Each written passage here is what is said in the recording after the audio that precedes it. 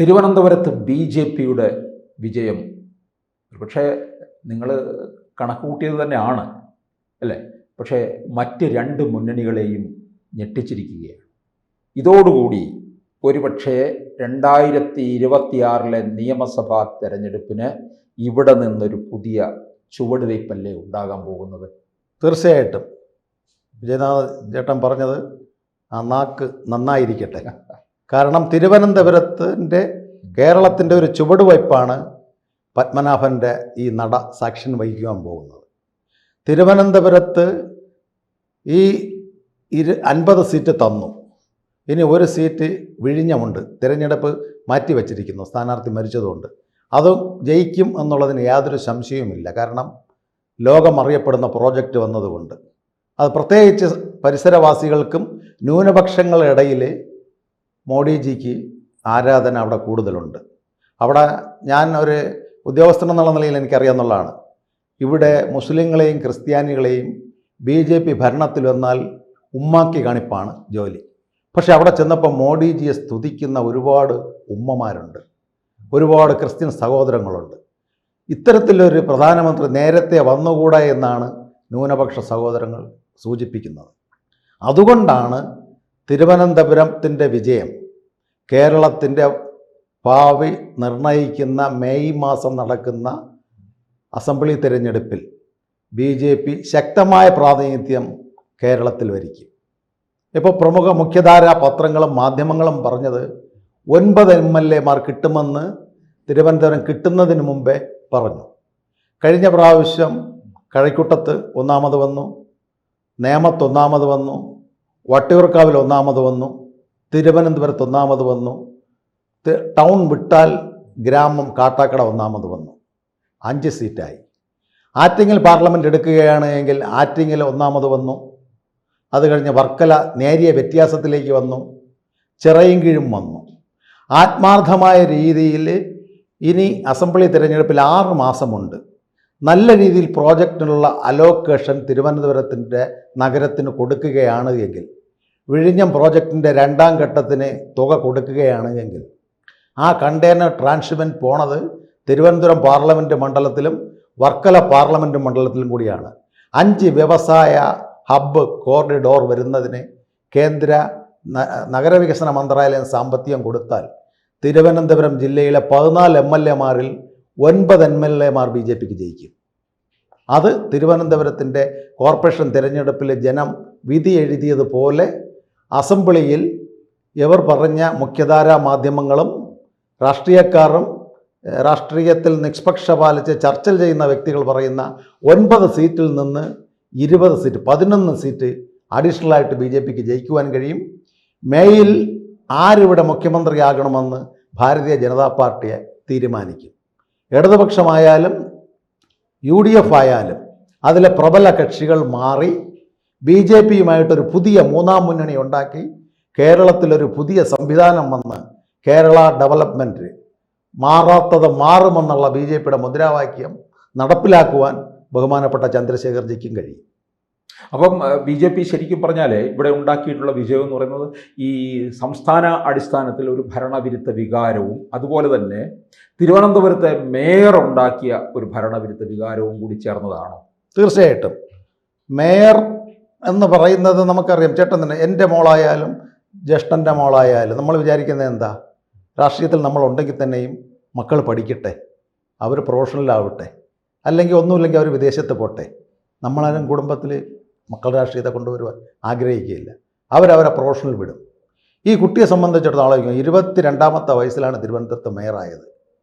BA എന്ന് പറയുന്ന bachelor of arts complete ചെയ്തിട്ടില്ല ആർട്സ് ആൻഡ് കോളേജിൽ. അതിന് കുട്ടിയെ വെറും കളിച്ച് നടക്കുന്ന പ്രായത്തിലെ ഒരു വിദ്യാർത്ഥിയെ പിടിച്ച് തലസ്ഥാനം പോലുള്ളതിൻ്റെ മേയറാക്കിയാലുള്ള പ്രതിഫലം ചേട്ടൻ ആലോചിച്ച് നോക്കണം. നമ്മൾ ചെയ്യുന്ന ഒരു പൊതുപ്രവർത്തനം നമ്മളെ മക്കളെ പിടിച്ച് ഏൽപ്പിച്ചാൽ എങ്ങനെ ഇരിക്കും? ആ ഒരു ഇതാണ് Marxist communist party of India എന്ന് പറയുന്നത് തിരുവനന്തപുരത്ത് പ്രയോഗിച്ചത്. യുവ ആൾക്കാർ വന്നാൽ ജനങ്ങൾ വോട്ട് കൊടുക്കും, വിജയിക്കും. ഒന്ന് കമ്മ്യൂണിസ്റ്റ് മാനിഫെസ്റ്റോയിൽ സൂചിപ്പിച്ചിട്ടുള്ളത്, അവർക്ക് ജനാധിപത്യ വിശ്വാസമില്ല. അവരുടെ ഏറ്റവും വലിയ രാജ്യം ചൈനയിൽ തിരഞ്ഞെടുപ്പിൽ കൂടിയല്ല, നോമിനേഷൻ കൂടിയാണ് പ്രധാനമന്ത്രിയും പ്രസിഡൻറ്റും വരുന്നത്.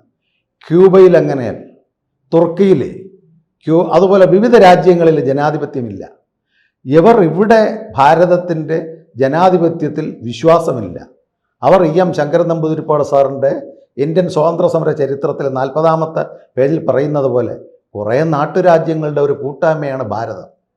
ആ ഭാരതം അന്നും ഇന്നും ഇങ്ങനെ തന്നെ ആയിരിക്കുമെന്നൊരു ചിന്ത കമ്മ്യൂണിസ്റ്റുകാർക്കുണ്ടായത് ഇന്ന് ഭാരതത്തിൻ്റെ യൂറോപ്യൻ നാടുകളിൽ പോകുമ്പം അവിടുത്തെ ജനങ്ങൾ മോഡിയെ നമസ്കരിച്ച് സ്വീകരിക്കുന്നു. അതാണ് ആതിഥ്യ മര്യാദ രാഷ്ട്രത്തിൻ്റെ. ഇപ്പോൾ അടുത്ത കാലത്ത് നമ്മുടെ യൂറോപ്യൻ രാജ്യ സന്ദർശനത്തിൽ മോഡിജിയെ അവിടുത്തെ ജനത എന്താ, പണ്ട് ആ രാജ്യത്തിൽ നിന്ന് അമേരിക്കൻ ഐക്യനാടിൽ നിന്ന് നമുക്ക് ഗോതമ്പും മഞ്ഞപ്പൊടിയും പാൽപ്പൊടിയും വന്നു. ഇന്ന് ആ രാജ്യത്തേക്ക് നമ്മൾ ബസുമതി അരിയും ബ്രെഡും പച്ചക്കറിയും ഭക്ഷ്യസാധനങ്ങളും കയറ്റി അയക്കുന്നു. ആ രാജ്യത്തിൻ്റെ ഭരണാധികാരി പറഞ്ഞെന്താ, നമുക്ക് കഴിക്കേണ്ട അന്നം തരുന്ന ഭാരതമാണ്. ആ രാജ്യത്തിൻ്റെ ഭരണത്തലവനെ പാദത്തിൽ നമസ്കരിച്ച് അതാണ് എയർപോർട്ടിൽ ആ അമ്മമാർ നമസ്കരിച്ച് അവരുടെ ട്രഡീഷൻ വസ്ത്രരീതിയിൽ. അപ്പോൾ പഴയ ഭാരതമല്ല ഇന്ന്.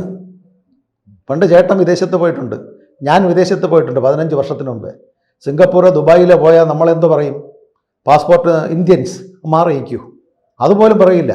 ചില ഉദ്യോഗസ്ഥൻ കാട്ടറബി ഉദ്യോഗസ്ഥന്മാർ പറയും ബ്ലഡി ഇന്ത്യൻ എന്ന് പറഞ്ഞ പാസ്പോർട്ടിനെ വലിച്ചെറിയും.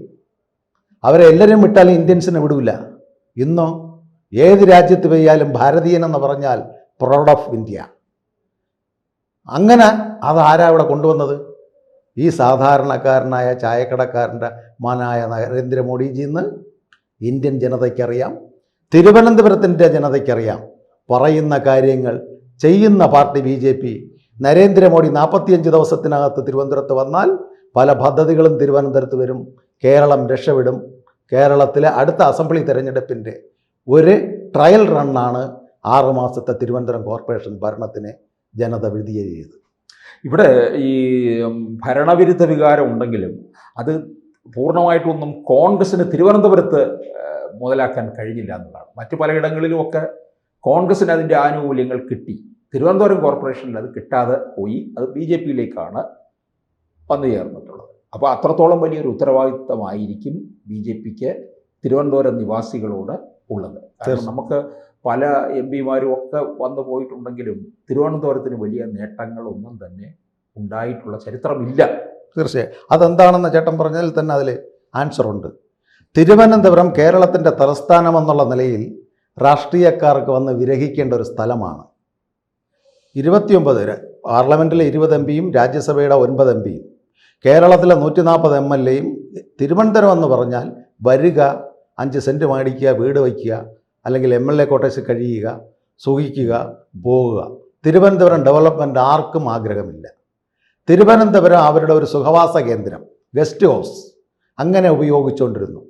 പക്ഷേ അത് മനസ്സിലാക്കിയ കേന്ദ്ര BJP നേതൃത്വവും സംസ്ഥാനത്തിൻ്റെ ആൾക്കാരും, അതിൽ V. മുരളീധരന് പങ്കുണ്ട്, സുരേന്ദ്രൻ്റെ പങ്കുണ്ട്, എല്ലാവർക്കും പങ്കുണ്ട്. ഇത് ധരിപ്പിക്കുകയും തിരുവനന്തപുരത്തിൻ്റെ പദ്ധതി വിഹിതമായിട്ട് എല്ലാ ബഡ്ജറ്റിലും ടൂറിസത്തിനായാലും പോർട്ടിനായാലും എയർപോർട്ടിനായാലും ഈ കോർപ്പറേറ്റ് മുതലാളിമാരായ അദാനിയെ എല്ലാം കൊണ്ടുവരുവാൻ BJP മുൻകൈയെടുത്തു. അന്ന് ചേട്ടൻ ഓർമ്മ കാണും, വിഴിഞ്ഞം വിറ്റു എന്നൊക്കെയാണ് ദേശാഭിമാനിൽ എഴുതിയിട്ടുള്ള, കരാർ ഒപ്പിട്ടു. ഇന്നോ അവരാണ് മുഖ്യമായിട്ട് നിൽക്കുന്നത്. എന്താ, 4,000 എംപ്ലോയീസ്, പ്രൊഫഷണൽ എംപ്ലോയീസ് കപ്പലുകളിൽ കയറി. ഇനി ഒരുപാട് പേർക്ക് കയറും. ഞാനിപ്പോൾ അവിടുത്തെ പ്രോജക്റ്റ് ഞാൻ ക്രെയിനൊക്കെ കൊണ്ടുവന്ന് അറിയുന്നുണ്ട്. എൻ്റെ പല സുഹൃത്തുക്കളും വിദേശ രാജ്യത്തു നിന്ന് സാർ അങ്ങ് വരട്ടോ, വിഴിഞ്ഞം പൂർത്തിയായോ എന്നാണ് കേൾക്കുന്നത്. ഈ 2ാം ഘട്ടത്തിൻ്റെ ഏറ്റവും വലിയ പ്രോജക്റ്റാണ്. ഈ സംസ്ഥാന സർക്കാരിന് അത് ചെയ്യുവാൻ കെൽപ്പില്ല, കേന്ദ്രമാണ് കൊടുക്കുന്നത്. നാം ഒരു രാജ്യത്തിൻ്റെ ഡെവലപ്മെൻറ്റ് പണ്ട് ഗവൺമെൻറ്റിന് കപ്പാസിറ്റി ഉണ്ട്, ഇനി ഗവൺമെൻറ്റിന് അതിൻ്റേതായ ഇത് വരികയില്ല. വിവിധ ലോകരാജ്യങ്ങൾ, ഇപ്പോൾ Singapore port, Malaysian port, Bangkok port എല്ലാം കോർപ്പറേറ്റ് കമ്പനികളും കൂടി സഹകരണത്തോടു കൂടിയാണ് ചെയ്യുന്നത്. അപ്പോൾ അടുത്ത പ്രോജക്റ്റ് വന്ന് ഈ ലിങ്ക് റോഡ് വന്ന് വീണ്ടും ഉദ്യോഗാർത്ഥികൾക്ക് ജോലി കിട്ടുമെന്നുള്ളത് കൊണ്ടും തിരുവനന്തപുരം എന്ന് പറയുന്നത് ജനവാസം, തിരുവനന്തപുരം ജനിച്ചു വളർന്നവരെല്ലാം കുറവാണ്, ദൂരസ്ഥലങ്ങളിൽ പോകും. തിരുവനന്തപുരത്ത് വന്നിട്ടുള്ളതെല്ലാം മറ്റ് ജില്ലയിൽ നിന്നുള്ളവരാണ്. AG's office, airport, seaport, lawyer, secretariat, വിവിധ ബാങ്കുകൾ, റിസർവ് ബാങ്ക്, ധനകാര്യ മന്ത്രാലയം, പ്രൈവറ്റ് കമ്പനികൾ. അപ്പം മറ്റു സ്ഥലങ്ങളിൽ നിന്ന് വന്ന് താമസിക്കുന്ന തിരുവനന്തപുരത്തുകാർ ഒരു 50 വാർഡിൽ അവരുടെ കുടുംബ വോട്ടുണ്ട്. അവരുടെ ഒരു വിജയമാണിത്. 2, തിരുവനന്തപുരം എന്ന് പറയുന്ന ഒരു വിഷൻ രാജീവ് ജി ഉൾക്കൊണ്ടുകൊണ്ടതുകൊണ്ട് ശ്രദ്ധ കൂടുതലും തിരുവനന്തപുരത്ത് കൊടുത്തു. പക്ഷെ അതേപോലെ സ്റ്റേറ്റ് കപ്പാസിറ്റിയുള്ള നേതാക്കൾ ഓരോ ജില്ലയും തിരഞ്ഞെടുത്തിരുന്നെങ്കിൽ തിരുവനന്തപുരം കേരളത്തിൻ്റെ 3 കോർപ്പറേഷൻ ഭരിക്കുവാൻ കഴിയും. ഇതിനകത്ത് BJPയിൽ ചില വിള്ളലുകളുണ്ട്, തൊഴുത്തിൽ കുത്തുകളുണ്ട്. അതെല്ലാം മറന്ന് ഒന്നടങ്കം നിന്നിരുന്നു എങ്കിൽ കോഴിക്കോട് കോർപ്പറേഷൻ നമുക്ക് കിട്ടും. തൃശ്ശൂർ കോർപ്പറേഷൻ കപ്പിനും ചുണ്ടിനും നമുക്ക് നഷ്ടപ്പെട്ടത് എന്തുകൊണ്ടാണ്? BJPയുടെ പടലപ്പിണക്കമാണ്.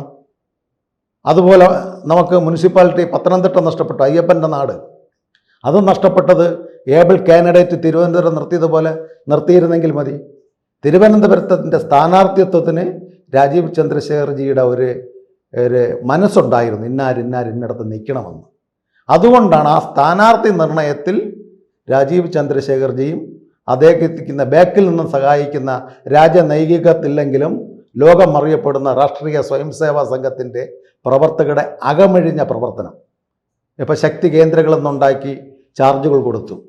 അവർ പല പരിവാർ സംഘടനകളാണ്, ക്ഷേത്ര സംരക്ഷണ സമിതി, വിശ്വഹിന്ദു പരിഷത്ത്, ABVP, BMS, വിചാരകേന്ദ്രം, മഹിളാ ഐക്യവേദി, ഇത്തരത്തിലുള്ളവരുടെ കൂട്ടായ്മകളുണ്ട്. ഒരു ഉത്തരേന്ത്യൻ മോഡൽ പ്രചരണം തിരുവനന്തപുരം എടുത്തതുകൊണ്ടാണ്, അതിൻ്റെ ചുക്കാൻ പിടിച്ച സീനിയർ പ്രചാരകന്മാരായതുകൊണ്ടാണ്, അതിന് മനസ്സും തുറന്ന് രാജീവ് ചന്ദ്രശേഖർജി ഇവരുടെ പ്രവർത്തനവും കൂടെ സ്വാഗതം ചെയ്തതുകൊണ്ടാണ് തിരുവനന്തപുരം പട്ടണമെന്ന് പറയുന്നത് നമുക്ക് കിട്ടിയത്.